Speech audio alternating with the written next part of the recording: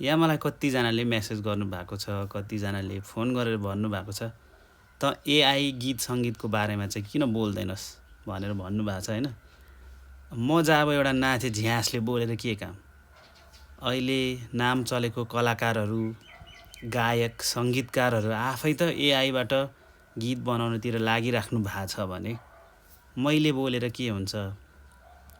अब नेपाली गीत सङ्गीतको नि एउटा प्रतिष्ठान छ, उहाँहरू पनि यो विषयमा चुप लागेर बस्नु भएको छ भने म एउटाले बोलेर के हुन्छ र जस्तो लाग्छ क्या। अब आवाज त उठाउने हो, मैले पहिला नि उठाइरहेको हो।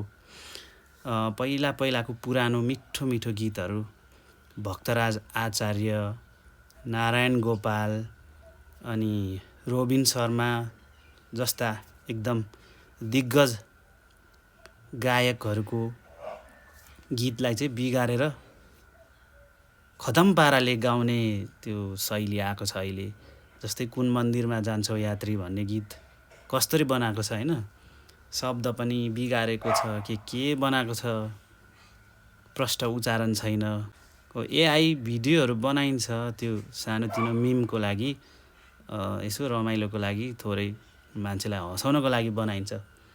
तर गीत सङ्गीत त्यही पनि पुरानो भनौँ न, त्यो बेलाको सुनौलो गीतहरू, अब सदाबहार गीतहरूलाई त्यसरी छेडछाड गर्नु भनेको चाहिँ मलाई चाहिँ राम्रो लाग्दैन।